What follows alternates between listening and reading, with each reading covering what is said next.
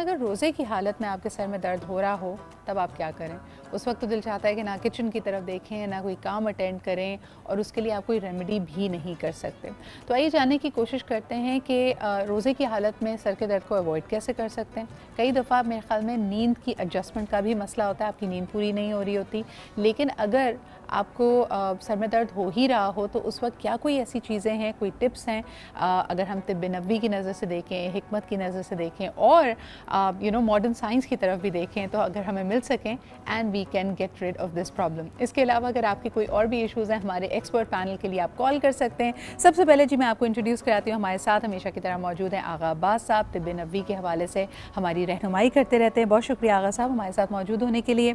आप ही के साथ तशरीफ़ रखती हैं Hina Anees, who's a nutritionist and also as an aesthetician. बहुत शुक्रिया हिना यहाँ पे आने के लिए। And last but definitely not the least, Hakeem Shah Nazir साहब भी हमारे साथ मौजूद हैं। अस्सलाम वालेकुम and thank you very much कि आप लोग सब यहाँ पे, आप लोग इतने माशाल्लाह प्यारे लग रहे हैं। आपको देख के वैसे ही अगर किसी के सर में दर्द हो तो वो चला जाएगा, लेकिन हम आपसे टिप्स भी लेंगे कि खाना पीना तो ममनू है, सोते ज़्यादा हैं तब भी सर में दर्द होता है, तो क्या किया जा सकता है। लेकिन आपकी तरफ आने से पहले एक दफ़ा फिर ये भी बता दूँ कि बहुत ही प्यारी आवाज़, ज़बरदस्त सना ख्वां हमारे साथ गौहर राना साहब भी मौजूद है। बहुत बहुत शुक्रिया गौहर भाई हमारे साथ मौजूद होने के लिए। है ना, it kind of leads me to the fact, जैसे आप भी हमेशा कॉम्प्लेक्स कार्ब्स का भी कहते हो, लेकिन सहरी में मीठा खाना अच्छा है ना? यानी बिल्कुल है। अगर आपको इसी तरह की अगर प्रॉब्लम्स हैं, आपकी शुगर लो होती है, सर में दर्द होता है, धुंधला नजर आने लगता है, तो मीठा सहरी में ज़रूर बिल्कुल है। इसके लिए दो बहुत ही अच्छे फ्रूट्स भी हैं और इसको आप रेमेडी के तौर पे भी यूज़ कर सकते हैं। सबसे पहले coconut water, high in magnesium, phosphorus, sodium and all mineral.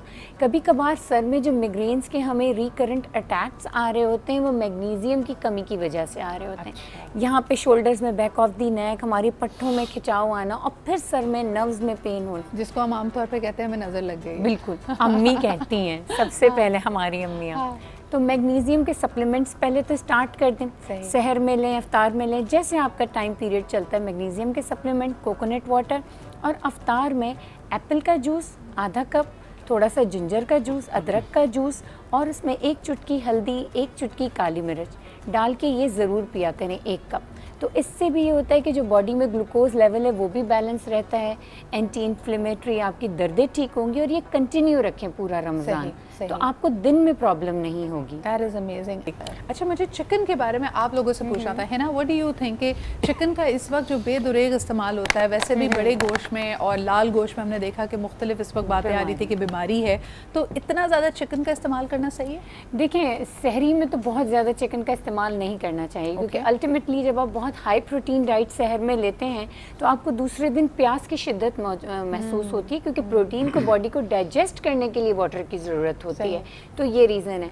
अफ्तार में ले लें या डिनर में ले लें, लेकिन हर चीज़ की क्वांटिटी ज़रूर मैटर करती है। सारा दिन चिकन यानी सहर में भी खा रहे हैं, अफ्तार में भी, डिनर पे भी, इतना ना it's too much.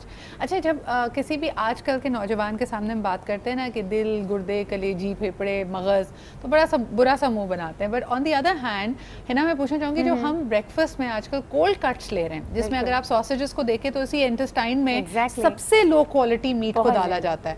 Cold cuts के बारे में क्या कहोगी, खाना चाहिए नहीं खाना चाहिए? बिल्कुल नहीं खाना चाहिए। सबसे पहले तो मैं अपने तमाम देखने और सुनने वालों से यही कहती हूँ कि जितने प्रिजर्व और फ्रोजन फूड हैं वो तो हमें खाने ही नहीं चाहिए। और स्पेशली सॉसेजेस हो गए, पेपरोनीज हो गए, ये जिस तरीके से इसको बनाया जाता है ना, ये इंसानी सेहत के लिए बहुत नुकसानदेह। आपकी तमाम बीमारियां यहीं से शुरू हो रही हैं कि बीमारियों की साइकिल है।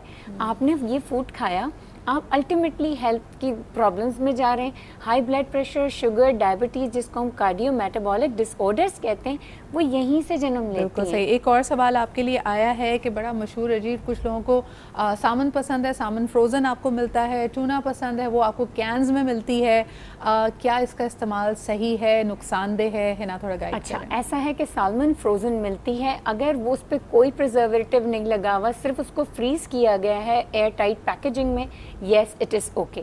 इसी तरह वो चिकन जो कि फ्रोज़न भी मिलती है, जिसको कोई प्रिजर्व, कोई स्पाइसेस, कुछ भी नहीं, टेस्ट नहीं दिया गया किसी किस्म का, दैट्स ओके। अब ट्यूना मिलती है कैन में, वो यहाँ नहीं मिलती, तो सबसे पहले तो मैं ये रेकमेंड करूँगी कि जो चीज़ यहाँ फ्रेश नहीं मिलती उसकी तरह हम इतना मॉडर्न होने की ज़रूरत नहीं है। मुझसे जब मैं अमेरिका में थी, मुझसे लोग कहते थे एवोकाडो हमारे लिए लेकर आ जाना।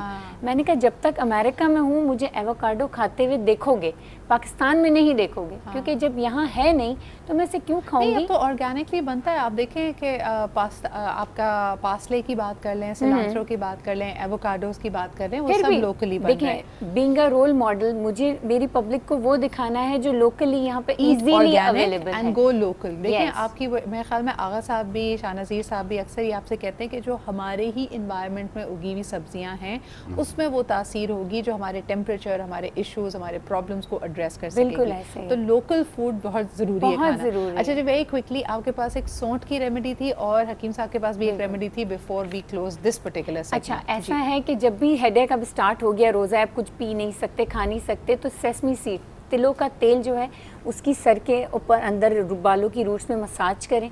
बहुत विग्रेसली मसाज ना करें, क्योंकि जब भी ये हेडेक होता है तो ये और ट्रिगर करता है सर की तरफ ज़्यादा मूवमेंट से।